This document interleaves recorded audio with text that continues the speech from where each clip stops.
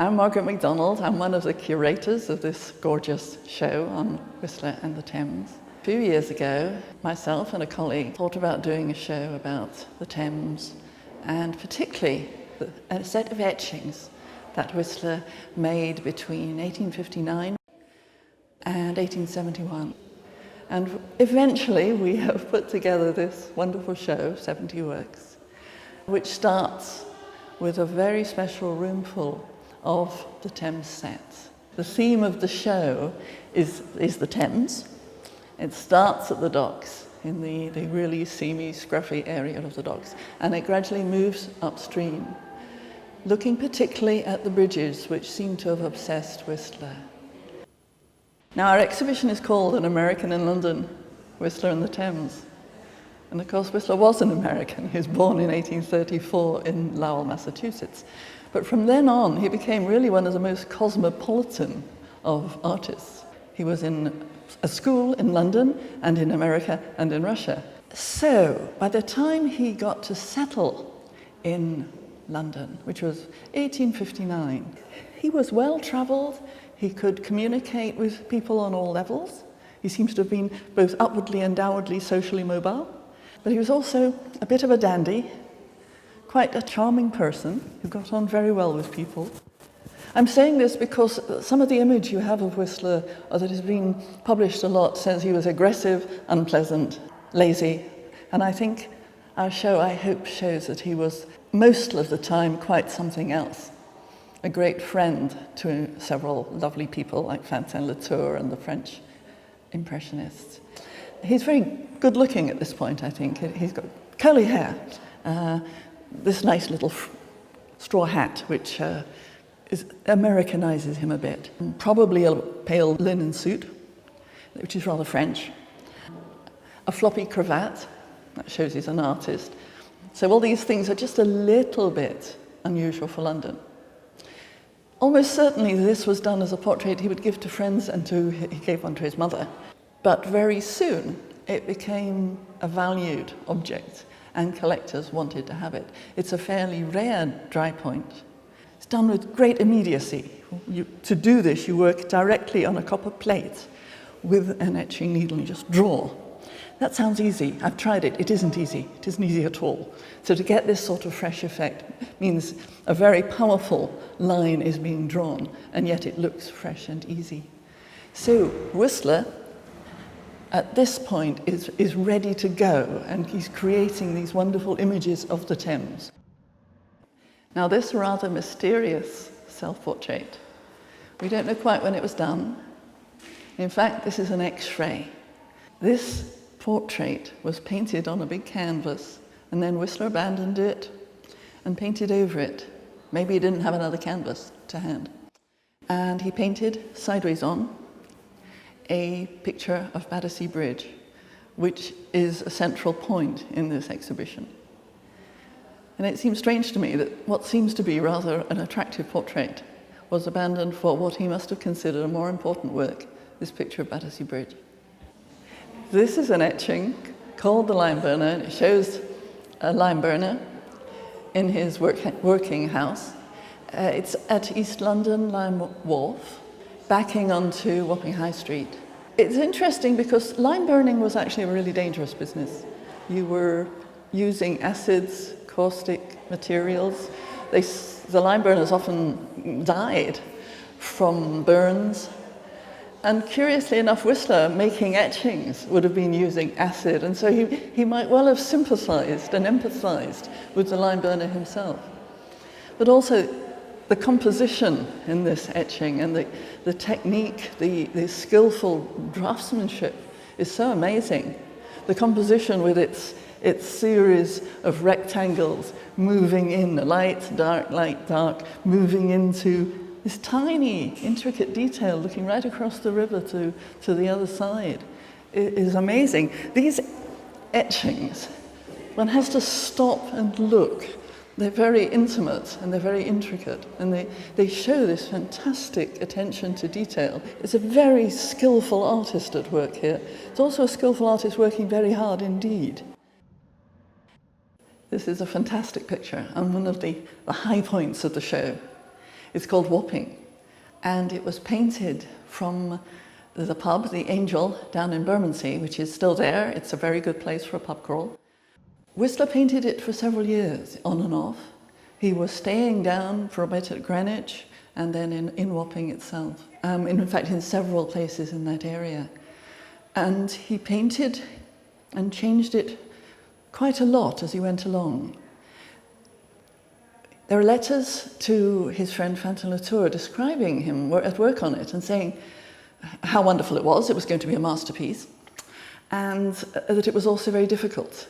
It was really hard to catch the boats as they were moving up and down the river to get the colour. Just when he got the colour, they would be moving down. And you can imagine something like the steamboat with this lovely red funnel in the background. I mean, that was chugging up the river quite fast. So he had to work very fast. And then sometimes he wouldn't get it, so he would rub it out. Then with the figures, over the years, he changed the way they looked.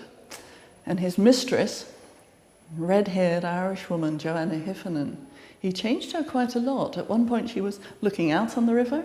At first he painted her something with the appearance of a prostitute or a courtesan, and then perhaps so that he could get this into the Royal Academy, he made her a lot more respectable. He thought she was beautiful, and a lot of people did. They thought she had the most wonderful Venetian colour hair and lovely complexion, and she was his partner, chief model and mistress for years. At one point he had two different people, men here, and he ended up with the artist Alphonse Legros and another sailor. It's a sort of precursor to Impressionism. Whistler never fits into these categories exactly, but it is an Impressionist painting. It's catching an impression of the picture, and the colour is simply marvellous, dazzling. I always find I get a real lift out of looking at it. This is a portrait of Joanna, painted at the time Whistler was finishing Wapping, and it shows her in their new house, 7 Lindsay Row in Chelsea. It's in the downstairs dining room. She's wearing a beautiful white dress, has a wedding ring. In fact, they were not married. And I just want to mention for a moment, it is a very aesthetic picture. It was eventually called Symphony in White No. 2. It was a symphony. It was the colour that was important. And the Japanese Eastern associations, which were very new in Europe at that time, are very strong in it. There's a beautiful blue and white vase. There's a little Japanese vase. And in her hand, there's a fan, which would have been part of Whistler's collection. He had a big collection of screens, fans, china, all sorts of things. And very recently, we were able to identify this fan. And we've got an impression of the same fan. It's a fan by Hiroshige. It's called The Banks of the Sumida River. And it is a spectacular object. But it means that Whistler owned a fan exactly like this, a few years after it had been done by Hiroshige in Japan, which is pretty amazing. And the two together, I think, are spectacular. I'm Patricia de Montfort. I'm co-curator with Margaret MacDonald of American in London, Whistler on the Thames. I'd like to show you a little bit more about the oil paintings in the show, in particular this painting here, brown and silver, Old Battersea Bridge, which is one of the centerpieces of our show, a wonderful work from the early 1860s, the period when Whistler first settled in London. And this view here looks out on Old Battersea Bridge, an old wooden bridge that was considered rather sort of picturesque. So it's a bit of a remnant of 18th century London. Whistler's looking out the window of his houses at Lindsay Row, and he's watching the river traffic going by. And this painting echoes that interest in the working life of the river. It's low-toned. He's interested in what's sort of going on beneath the stillness of the surface of the river. And I'm going to show you a little bit more about what Whistler's looking at. Here, so you've got the old bridge itself. We've got the working men crossing the river. We've got a little steamer traffic. Steamers were taking over as a form of passenger traffic up and down the river from the 1840s onwards. So there's a little bit of the modern there in the corner. And down here we've got Thames barges. They're the workhorses of the Thames. And just below us here we've got the boatmen on the shore. One of the boatmen is pausing for a moment on this side of the river. This is industrial, smoky London. From the 1860s, during this period, London bridges, well, you had to pay to go across. There were tolls to go across. So what we're looking at across here on the other side, just a glimpse of the toll house, the Swan Tavern just to the left. The bridge itself was also quite hazardous. If you were out on the river, quite hazardous to navigate. Very narrow spaces between the pillars of the bridge. Okay, I've been showing you Old Battersea Bridge. This view here shows us Battersea Reach looking upstream, and it shows us some of the grimy industrial buildings. Again, this is very much about the everyday working life of the river. Whistler trying to capture the light on the mast here, on the sails, before all these boats, before they pass by.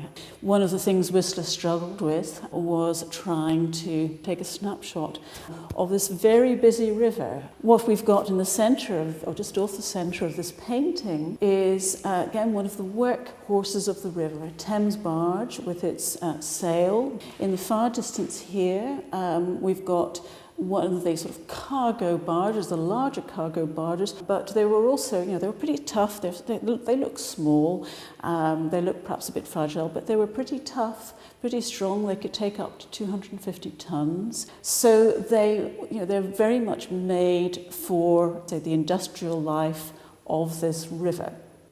This painting, The Last of Old Westminster Bridge, was painted in 1862, and it's a reflection of perhaps Whistler's closest association and admiration for Gustave Courbet. Whistler and Courbet painted together, sketched together, corresponded. That connection is evident in the subject matter, the working life of the river, the interest in the figures, but also in the palette, this sort of low-toned palette and quite thick paint. You can see these these horizontal strokes of quite thick paint, layers of paint, which are so different from Whistler's later technique. This painting is wonderfully documented. There is a wonderful story about when Whistler was painting this picture. He took several months over it. He painted it from the rooms of a friend in Manchester Buildings, and his friend writes about Whistler. He's fascinated by Whistler's technique,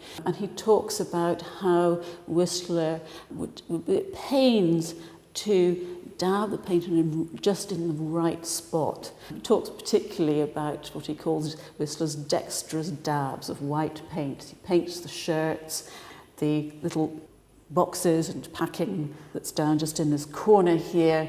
Only one can see it when one gets close to the picture where the surface is real built up. There are these wonderful flickers of colour, very sure, very dexterous.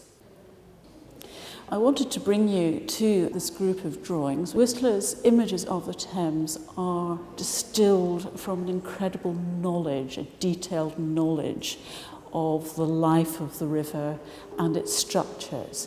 He drew and painted, as you've perhaps gathered by now, the Battersea Bridge over and over again over the course of some 30, 40 years. And the image I'm going to show you here is an example from the 1870s. He came back and worked on it again also in the 1880s. This is a lithograph by Whistler, close-up of Battersea Bridge, and there is his very distinctive butterfly there on the left-hand side. You can see we're looking downstream in this image. We're looking towards Albert Bridge. You can just see the span of Albert Bridge just there on the left-hand side.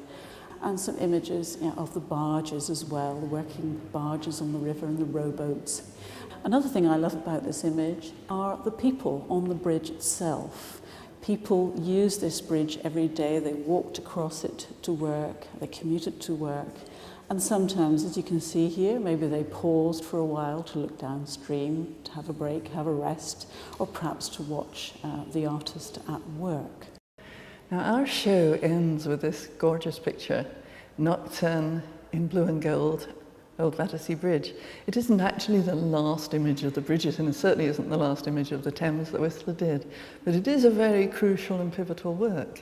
It was painted sometime between 1872 and 3, and that we know because you can see the lights and the scaffolding of the Albert Bridge behind the piers of Battersea Bridge. It's painted very atmospherically, and you can tell from the title, it was always called a Nocturne, you can tell by the title that for Whistler, the colour and the atmospheric impression of the time was the most important thing. Although it was literally a picture of the bridge. This picture was shown at the Grosvenor Gallery, and it aroused the fury of John Ruskin, the very influential art critic. And he accused Whistler, looking at a couple of these pictures of the river with fireworks, he accused Whistler of throwing a pot of paint in the public's face. Now, that was a pretty severe criticism because it really suggested that Whistler was a charlatan. He was a con artist. Whistler thought about this, not for very long, and then decided to sue Ruskin for libel. Now that went to court. Whistler won. He got a farthing damages, which was derisory. He'd lost a lot of money. He'd also lost a lot of patrons, and he went bankrupt a few years later. But this was a very bad moment for him.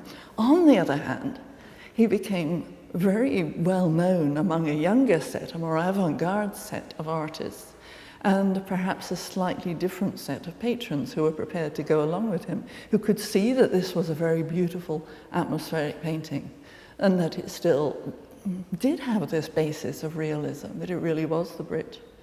Whistler was quite funny at the actual trial. He was a master of the soundbite, and he did explain what he felt about the Nocturne, what he felt about this picture. He told the judge it was a picture of Battersea Bridge, but in some ways it was whatever you think it is. He was very pleased when the judge noticed that there were people and carts and hansom cabs going along the top of the bridge. Well, there are, and a barge with a single boatman underneath. But he wasn't trying to be literal, he was trying to convey an atmosphere. And when he showed the picture, he showed it in a specially designed frame, which was painted in a sort of Japanese patterns, cloud patterns or scale patterns, and signed with his butterfly. I mean, it doesn't look very like a butterfly, but it started this signature as a J and a W, and the W was the W of his name. And then it sort of metamorphosed into this shape with antennae and wings, and it kept developing for the rest of his life. It was a sort of mocking thing, this butterfly signature, because it also is saying, I am not actually a butterfly, I'm a really serious painter. And to him, this was a very important picture. I think it is. I think it's incredibly important. It is a combination of, you could say, of East and West, of Japanese influence and a Western subject. And it is very, very beautiful.